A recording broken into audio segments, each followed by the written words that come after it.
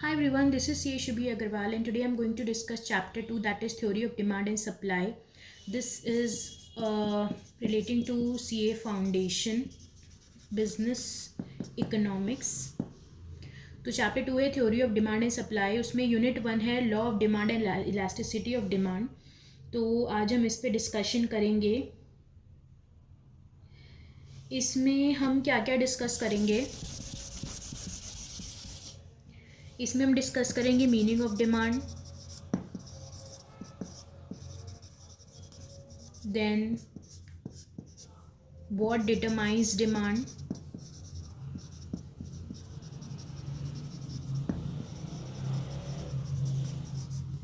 फिर law of demand क्या होता है, फिर difference between movement along the demand curve,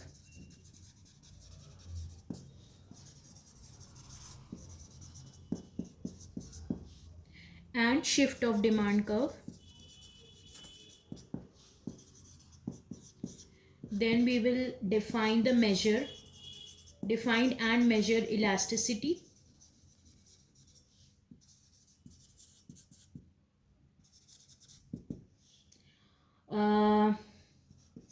Apply the concepts of price, cross and income elasticities,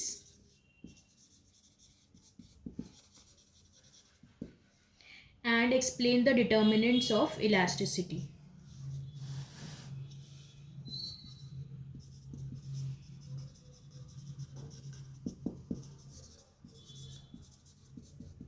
तो ये हम इस चैप्टर में डील करेंगे. तो बेसिकली आपको कुछ भी डाउट हो आप कमेंट्स में डाल सकते हो. I will try my best कि मैं उसको आंसर कर सकूं. और इसमें मैं जब आपको पढ़ाऊंगी तो I will be going module के हिसाब से, क्योंकि मॉड्यूल से ही आता है एग्ज़ाम में मोस्टली, तो मैं उसके हिसाब से चलूँगी. तो कुछ चीज़ें हैं जो I will read out from the module. तो आप भी अपना मॉड्यूल साथ में लेके बैठो, तो उसमें जब मैं रीड करूँगी तो आपको भी उसमें कंटेंट दिख जाएगा. अगर मॉड्यूल नहीं भी है तब भी चलेगा, लेकिन तो फिर आपको मुझे प्रॉपरली सुनना पड़ेगा. ठीक है, तो स्टार्ट करते हैं.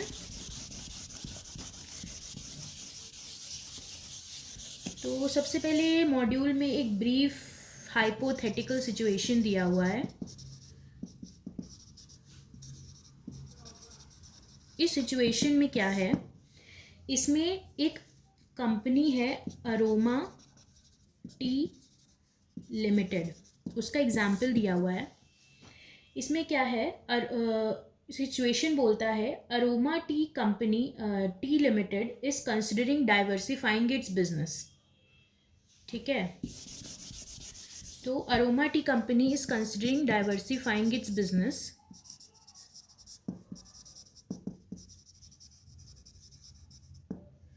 A meeting of board of directors is called, or while discussing the matter, Rajiv Agarwal, the CEO of Aroma Tea Limited, asked Sanjeev Bhandari, the marketing head, what do you think, Sanjeev? Should we enter into the green tea market, green tea business also? What does the market pulse say? Who all are there in this market? How will the demand for green tea affect the demand for our black tea? Is green tea a luxury good or is it a necessity now? So these all things CEO is asking to the marketing head. What are the key determinants of demand for green tea? Will coffee drinkers or soft drink drinkers shift to the green tea? So uh, the answers to these questions will help us better understand how to price and position our brand in the market. Before we rush into this line, I want a report on exactly why you believe green tea will be the star of the company in the coming 5 years. तो ये एक case study है जिसमें CEO marketing head से ये सारे questions करता है.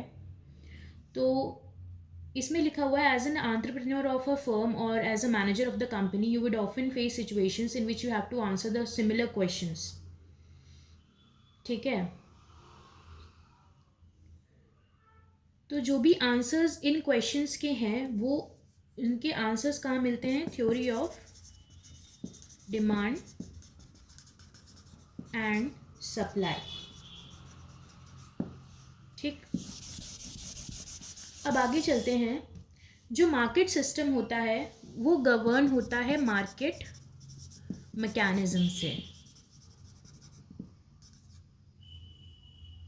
ठीक है, मार्केट मैकेनिज्म से गवर्न होता है मार्केट सिस्टम। और दो forces, that is demand and supply, they make the economies work. They together determine, क्या डिटरमाइन करता है डिमांड और supply? Price and the quantity that the sellers, price जो सेलर्स डिसाइड करेंगे और जो क्वांटिटी जो प्रोड्यूस होगी। तो ये दो, that is demand and supply, decide this. जो बायर्स होते हैं वो डिमांड साइड को रिप्रेजेंट करते हैं। ठीक है, और जो सेलर्स होते हैं they determine the supply side. Okay,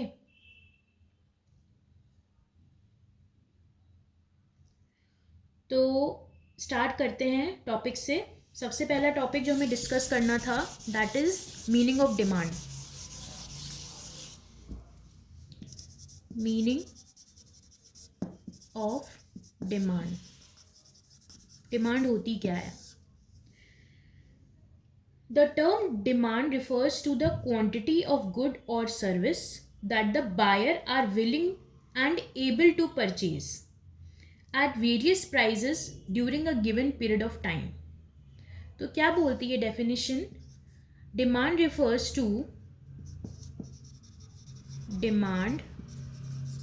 refers to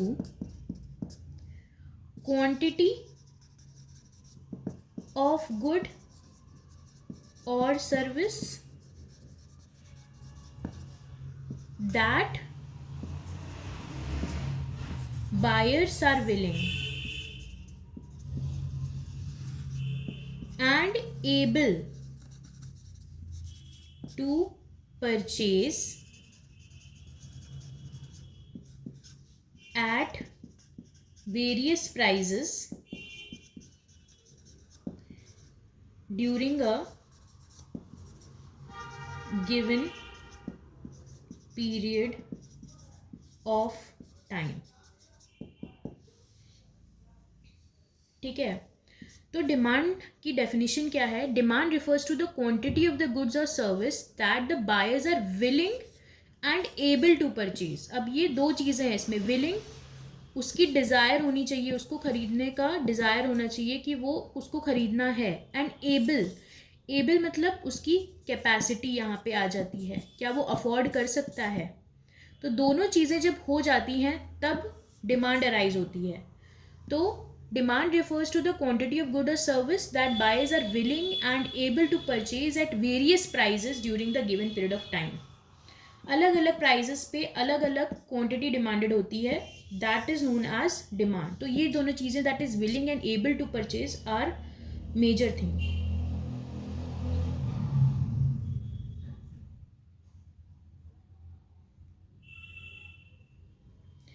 तो इसमें क्या आ जाता है, जो इफ़ेक्टिव डिमांड होती है हमारी,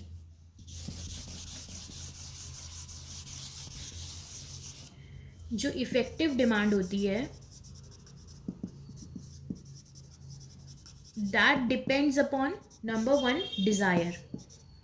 कस्टमर को डिज़ायर होनी चाहिए कि वो उसे चीज़ खरीदनी है। फिर दूसरा आता है मीन्स टू परचेज, उसके पास पैसा होना चाहिए उसको खरीदने का, मीन्स टू परचेज होना चाहिए। एंड तीसरा willingness to use those means to purchase.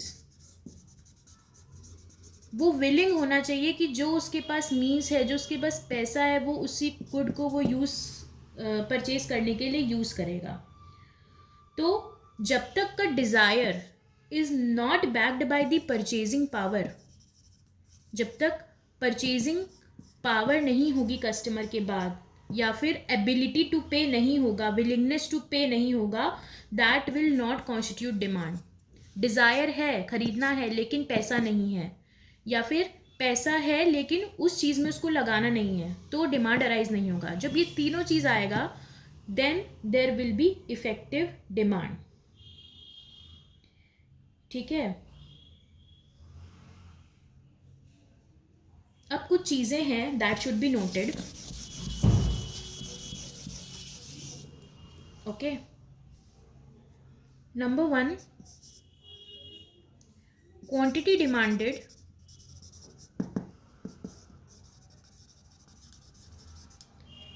is always expressed at a given price. Quantity demanded is always expressed at a given price. For different prices there will be different quantities. ठीक है. Different prices, different quantities. दूसरी चीज, the quantity demanded is a flow. We are concern not with a single isolated purchase but a continuous flow of purchases, and we must therefore express demand so as much period of time, that is 1000 dozens of oranges per day, 7000 dozens of oranges per week, and so on. तो जो दूसरा चीज़ आपकी book बोलती है वो ये बोलती है that the quantity demanded is a flow. ठीक है. We are not concerned about single isolated purchase. एक सिंगल आइसोलेटेड परचेज की हम बात नहीं कर रहे हैं. इसमें हम बात कर रहे हैं demand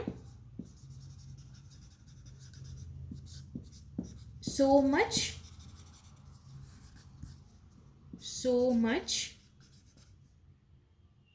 per period of time, per period of time. ठीक है. तो शॉर्ट में बोल सकते हैं demand is various quantities of the given commodity और service which the consumer would buy in one market during a given period of time at various prices or at various incomes or at various prices of related goods. तो ये आप demand के बारे में ये है. अब आप समझ गए डिमांड क्या होता है. 3 चीज़ें होती हैं. एक तो डिज़ायर, एक होती है मीन्स टू परचेज और willingness to use those means to purchase. ठीक. ये हो गई हमारी इफेक्टिव डिमांड. अब डिमांड को बोला कैसे जाता है, is always expressed as a percent, as a expressed at a given price. At a given price demand express किया जाता है and demand is a flow, that is it is expressed per period of time. ठीक है. अब ये हो गया meaning of demand. अब आगे चलते हैं. What determines demand.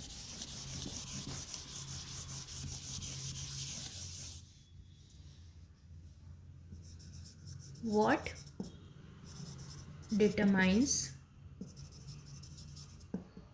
demand. Demand को क्या चीज़ डिटरमाइन करती है. ठीक है.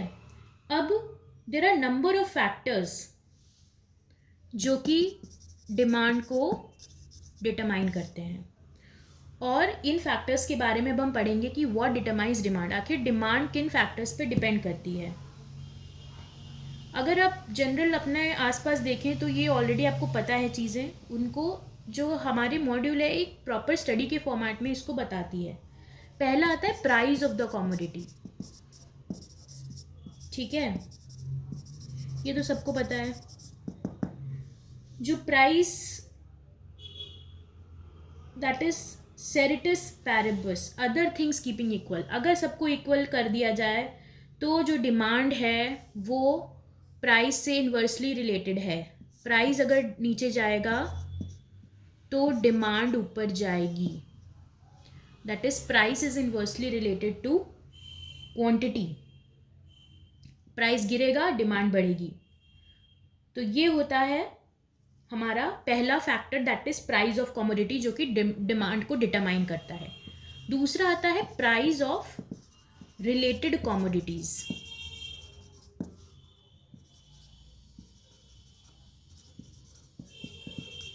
ठीक है. अब related commodities are of two types, complementary goods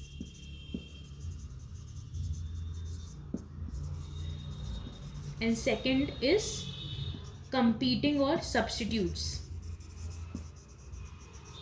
Competing goods or substitutes. ठीक है. तो ये हो गया प्राइस ऑफ कमोडिटी. इसको हटा देते हैं, इसको भी हटा देते हैं. प्राइस ऑफ रिलेटेड कमोडिटीज़ पे हम आ जाते हैं. ठीक है. तो कॉम्प्लीमेंट्री गुड्स क्या होते हैं? कॉम्प्लीमेंट्री गुड्स होते हैं जो एक दूसरे को कॉम्प्लीमेंट करते हैं, जो एक साथ खरीदे जाते हैं. जैसे कि टी एंड शुगर,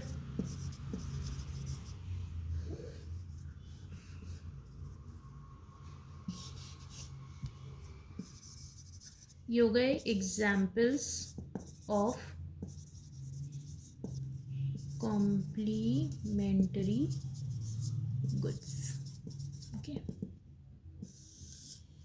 जैसे कि टी एंड शुगर. और क्या हो गए? Automobile and petrol,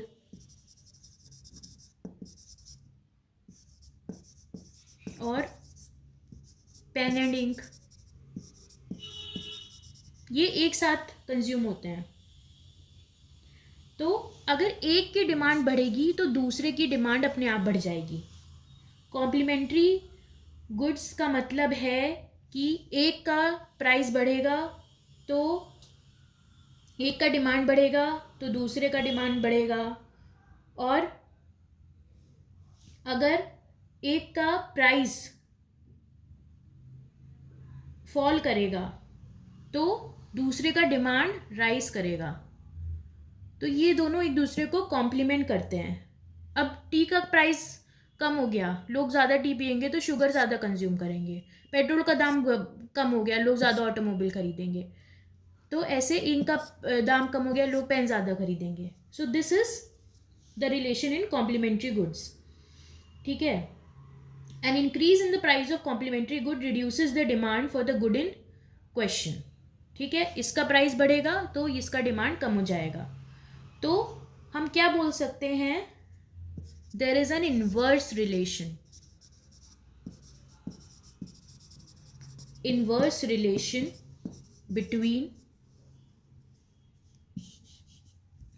between demand of a good and price of its complement.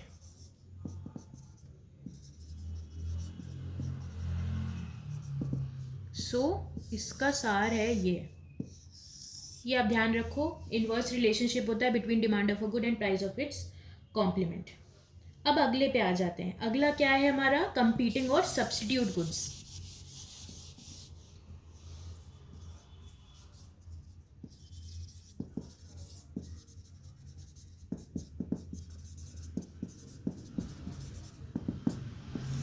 Substitute goods क्या हो गए? जो एक दूसरे को सब्स्टिट्यूट कर सकते हैं, जो एक दूसरे की जगह पे यूज हो सकते हैं. जैसे कि tea and coffee, ink pen and ball pen,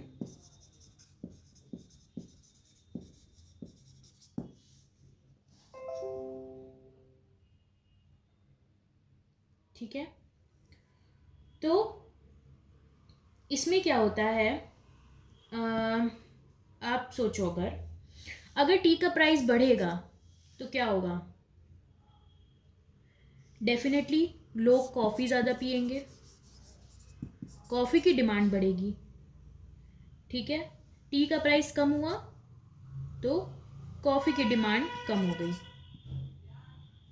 तो इसमें हम क्या ऑब्जर्व करते हैं? देयर इज़ अ पॉजिटिव और direct relation between demand of a product and price of it's substitute. ठीक है, ये इसका नोट पॉइंट हो गया। This is inverse and this is direct relation. ये फैक्टर 2 हो गया कि रिलेटेड गुड्स कैसे इफेक्ट करते हैं एक प्रोडक्ट की डिमांड को। अब तीसरा फैक्टर आ जाता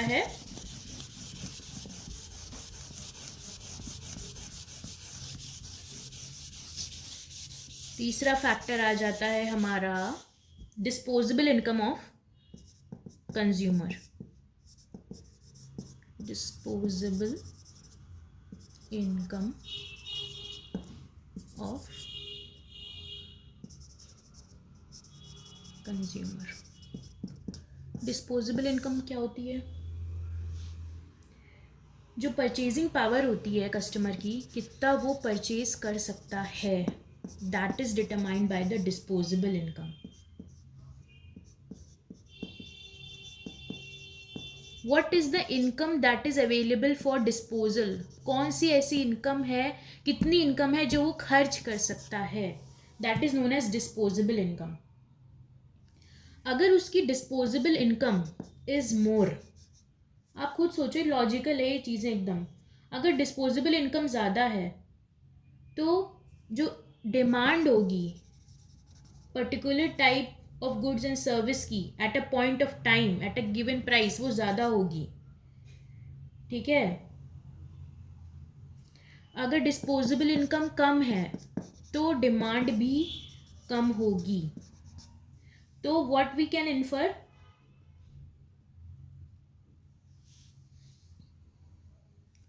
कि जो रिलेशन है दोनों का वो पॉजिटिव है।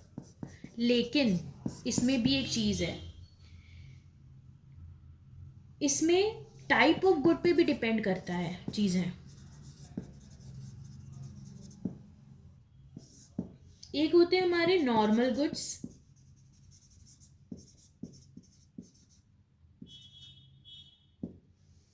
ठीक है, और दूसरे होते हैं हमारे एसेंशियल गुड्स।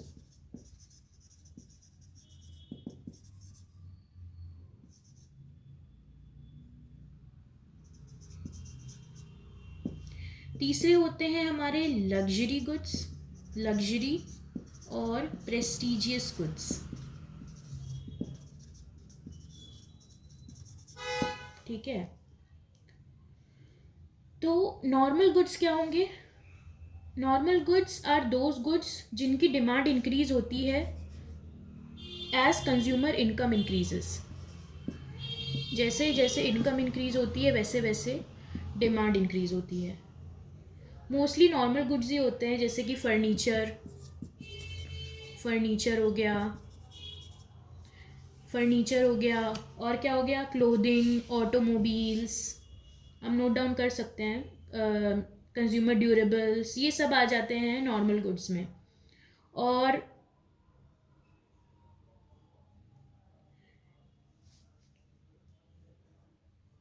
कुछ ऐसे गुड्स होते हैं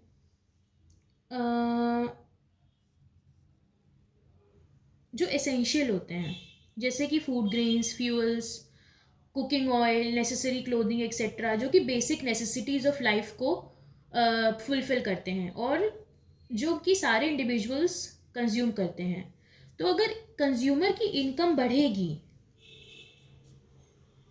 तो डिमांड तो बढ़ेगी, इनकी इनकम बढ़ेगी, डिमांड बढ़ेगी, लेकिन प्रपोर्शनेट कम होगा, प्रपोर्शन कम होगा इसका। क्यों?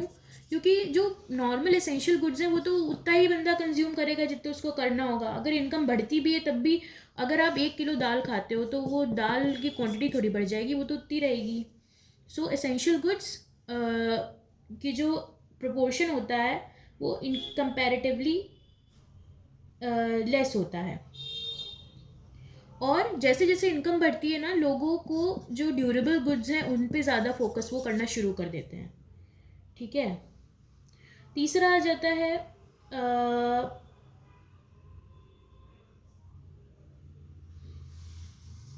प्रेस्टीज गुड्स और लग्जरी गुड्स। इसका भी जो डिमांड होता है वो जैसे जैसे इनकम बढ़ती है वैसे वैसे बढ़ती है। अच्छा, अब एक टाइप के गुड्स होते हैं इन्फीरियर गुड्स जिसको बोलते हैं हम, जो कि इन्फीरियर गुड्स होते हैं। इसमें क्या होता है,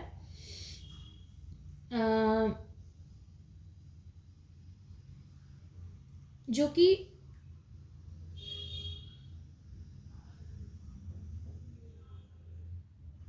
जैसे डिमांड बढ़ती है, जैसे इनकम लोगों की बढ़ती है, तो इनका जो यूसेज होता है वो कम हो जाता है, क्योंकि दीज आर इन्फीरियर गुड्स। जैसे जैसे आपकी डिमांड बढ़ी तो आप पहले XYZ फूड ग्रेन यूज़ कर रहे थे, आपकी इनकम बढ़ी, आपने बेटर क्वालिटी पे स्विच किया, तो इनकम बढ़ने से इनकी डिमांड कम हो गई। These are known as inferior goods. ठीक है, तो ये जो होता है factor, that is disposable income of consumer, that determines the demand. तो तीसरा फैक्टर हमारा ये हो गया। तो पहला फैक्टर क्या था, प्राइस, दूसरा था हमारा रिलेटेड गुड्स का प्राइस, और तीसरा था डिस्पोजेबल इनकम। ठीक है, अब आगे आ जाते हैं। अगला आता है taste and preferences of buyers.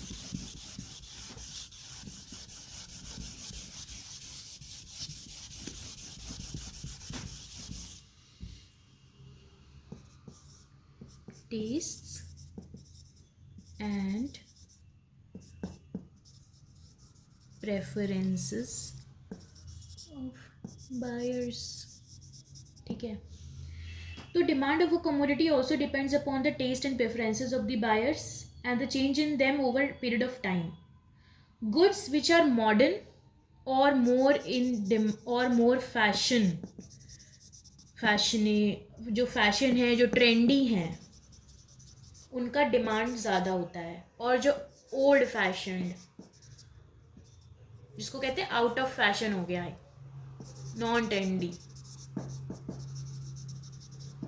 उसकी डिमांड कम होती है। लोगों को, कंज्यूमर्स को, वो परसीव करते हैं these goods as obsolete and discard its usage. Mostly ये फैशन इंडस्ट्री में ये देखने को मिलता है, ये वाला जो ट्रेंड होता है।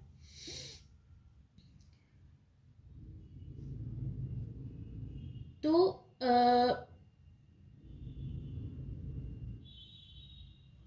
इसमें एग्जाम्पल दिया गया है बुक में। For example, there is a greater demand for latest digital devices and trendy clothing, and we find that more and more people are discarding these goods currently in use, even though they could have used it some more. External effects on utility such as demonstration effect, bandwagon effect, well-being effect, and snob effect do play important role in determining the demand of the product. Demonstration effect, a term coined by, refers to the desire of the people to emulate the consumption behavior of others. In other words, people buy or have things because they see others are able to have them. ठीक है, अब इन्होंने क्या किया हुआ है, कुछ external effects बताए हुए हैं जो कि कंज्यूमर की डिमांड को इफेक्ट करते हैं। एक्सटर्नल इफेक्ट्स क्या है वो एक्सटर्नल इफेक्ट्स? कुछ एक्सटर्नल इफेक्ट्स बताए गए हैं आपकी मॉड्यूल में। एक आता है डिमॉन्स्ट्रेशन इफेक्ट। डिमॉन्स्ट्रेशन इफेक्ट, इसका मतलब क्या होता है, दूसरे के पास है तो हमको भी चाहिए, इसके पास फ़ोन है तो हमको भी चाहिए, उस अब नेबर के पास हाउस है तो हमको भी चाहिए, वो ले सकता है तो हम क्यों नहीं ले सकते। This is known as demonstration effect. दूसरा आ जाता है हमारा बैंड वेगॉन इफेक्ट।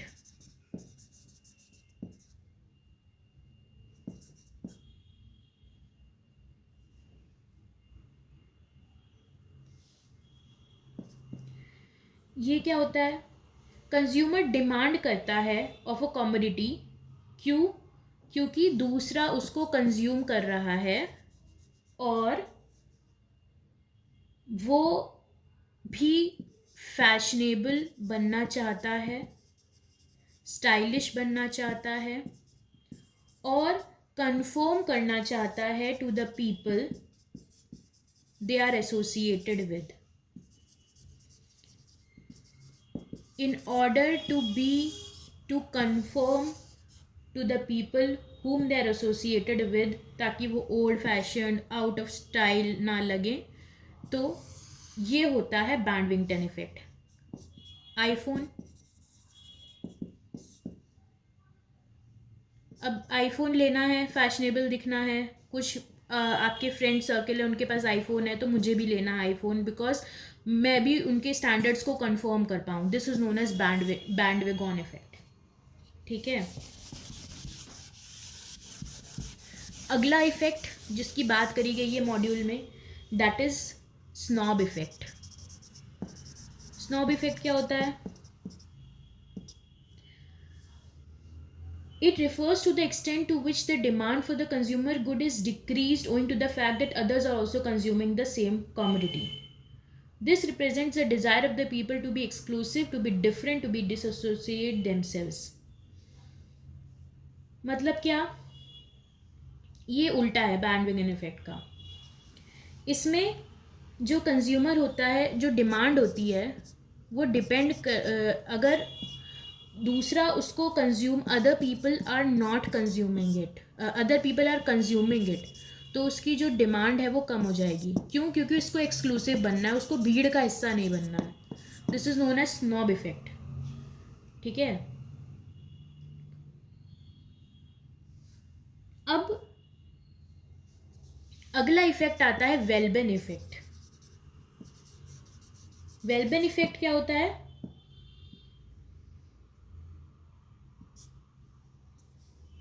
ये इफेक्ट होता है जो कि हाईली प्राइस गुड्स होते हैं, हाईली प्राइस गुड्स, महंगे चीज़ें, that are consumed by status seeking rich people to satisfy their conspicuous consumption. एक स्टेटस सिंबल बन जाता है.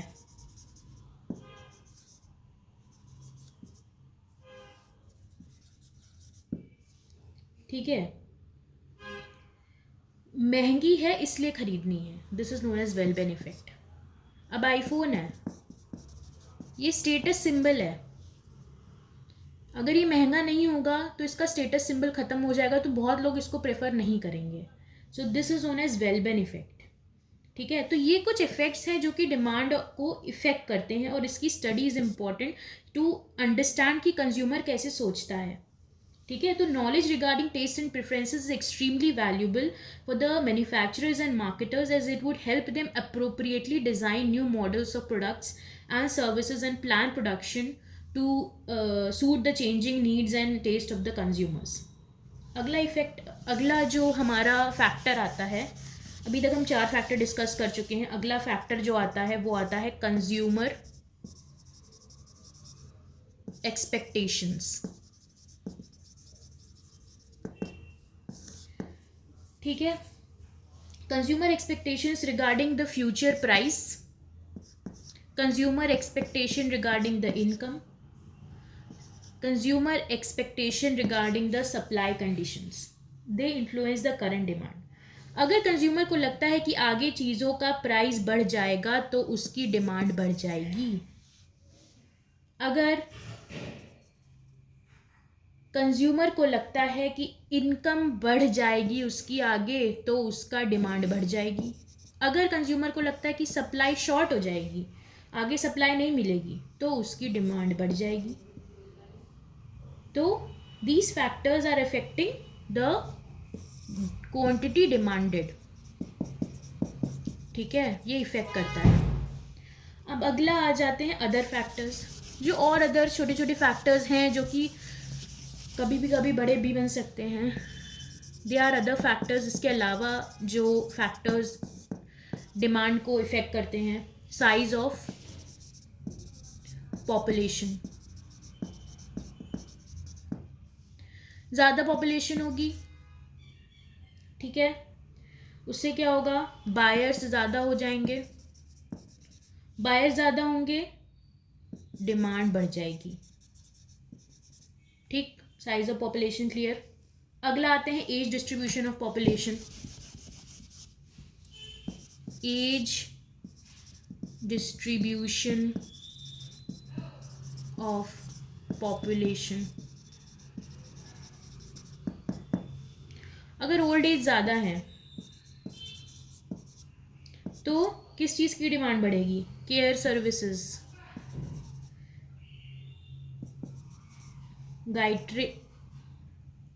गायरियाट्रिक केयर सर्विसेज की डिमांड बढ़ेगी, स्पेक्टिकल्स की डिमांड बढ़ेगी, आजकल तो वैसे स्पेक्टिकल सभी पहनते हैं, वॉकिंग स्टिक्स की डिमांड बढ़ेगी, और चिल्ड्रन बुक्स की डिमांड कम हो जाएगी अगर ओल्ड एज पॉपुलेशन ज़्यादा है। वैसे ही अगर यंग पॉपुलेशन ज़्यादा है, जो चिल्ड्रन की पॉपुलेशन ज़्यादा है, तो बेबी फूड, टॉफ़ीज़, इन सब की डिमांड बढ़ेगी और इन सब चीज़ों की डिमांड कम हो जाएगी। ठीक है। फिर अगर रूरल एरिया से अर्बन एरिया में लोग जा रहे हैं तो रूरल एरिया में डिमांड कम होगी। तो these are all the factors that are मतलब डिफाइनिंग की डिमांड कितनी होगी। और क्या फैक्टर्स होते हैं? अदर फैक्टर्स में आते हैं level of income and distribution, level of income and distribution, level of national income is crucial determinant. National income अगर ज़्यादा होगी तो डिमांड ज़्यादा होगी for all the normal goods and services. ठीक है। The wealth of the country में B unevenly distributed, जो कि आजकल हो रखा है। अमीर अमीर बनते जा रहे हैं, गरीब गरीब बनते जा रहे हैं। Under such conditions the propensity of the two consume is very less end of rich people is less than that of poor propensity, क्योंकि कितना रिच एक हद तक ही कंज्यूम कर पाएगा ना, तो प्रोपेंसिटी टू कंज्यूम कम हो जाएगी, जो लोग कंज्यूम कर रहे हैं वो कम हो जाएगा, तो डिमांड जो है वो भी कम हो जाएगी। तो अगर इवनली डिस्ट्रीब्यूटेड है then demand will be more. फिर आ जाता है consumer credit and interest rate. Consumer credit and interest rate, या अगर आपने इकोनॉमिक्स 12th में ली हो या फिर 11th में पढ़ा हो तो ये काफ़ी इम्पॉर्टेंट फैक्टर है और आरबीआई इसको काफ़ी अच्छे से रेगुलेट करता है, जिसके थ्रू वो डिमांड कंट्रोल करता है। तो जो क्रेडिट फैसिलिटीज़ है वो डिटरमाइन करती है डिमांड को। अगर जो क्रेडिट इजीली अवेलेबल है, रेट्स कम हैं, तो डिमांड बढ़ जाएंगी, लोग ज़्यादा चीज़ें खरीदेंगे क्रेडिट पे। फिर अगला आता है and the last factor which is given is government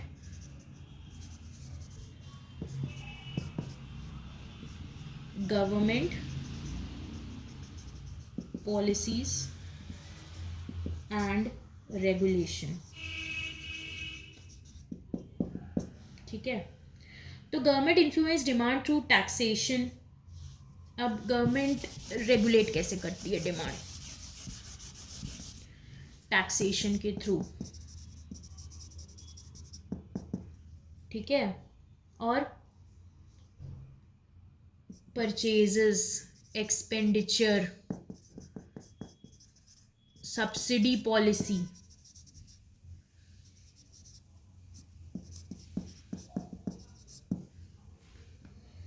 taxes से क्या होता है? टैक्सेस से चीज़ों का प्राइस बढ़ जाता है, डिमांड कम हो जाती है, इसीलिए लग्जरियस गुड्स पे टैक्सेस ज़्यादा होते हैं ताकि उनका प्राइस बढ़ जाए, और उनकी डिमांड जनरली कम नहीं होती बिकॉज उसको लेने वालों को इतना फ़र्क नहीं पड़ता है। ठीक है। वैसे ही जो परचेज होती है, एक्सपेंडिचर पॉलिसी, कहाँ कहाँ गवर्नमेंट एक्सपेंड कर रही है अपना चीज़ें, कहाँ एक्सपेंडिचर कर रही है, उन सब चीज़ों से डिमांड डिराइव होती है। फॉर एग्ज़ाम्पल जैसे अभी रिसेंटली अयोध्या में जो राम मंदिर बना है उसमें फ़िलहाल जैसे और कोई एग्जांपल आप कंसिडर कर लो एक्सपेंडिचर के लिए, सपोज़ वहाँ पे भी एक्सपेंडिचर हुआ तो वहाँ पे जो आसपास की जगहों पे जो चीज़ें थी उनका जो डिमांड थी वो बढ़ गई, जो आसपास शॉप्स थी वगैरह उसकी डिमांड बढ़ गई। तो ये जो उसकी एक्सपेंडिचर पॉलिसी है। या फिर उसने सोचा कि उसको रियल एस्टेट में इन्वेस्ट करना है, तो ऐसे ऐसे वो जैसे जैसे एक्सपेंडिचर का सोचती है उस हिसाब से जो चीज़ जो डिमांड है वो डिटरमाइन होती है। इंटरनेशनल ट्रेड की जो पॉलिसीज़ होती हैं, एक्सपोर्ट इम्पोर्ट, एक्सपोर्ट महंगा हो जाता है तो क्या होता है, तो बाहर डिमांड कम हो जाती है उन गुड्स की। तो ये सब पॉलिसीज़ डिटरमाइन करती हैं डिमांड सप्लाई। तो अगर आप बेसिकली इसको अगर आप डीप में पढ़ो तो बहुत चीज़ें हैं जो एक डिमांड को डिटरमाइन करती है। And this is the basic snapshot कि किन किन चीज़ों से डिमांड चीज़ों की डिटरमाइन होती है। बहुत चीज़ें होती हैं जो कि एक साथ वर्क करती हैं इस डिमांड फंक्शन में। ठीक है, अभी के लिए I am ending this video with factors of demand. Next video I'll be continuing with this lecture and I'll be starting off with the demand function. Okay, thank you so much for connecting.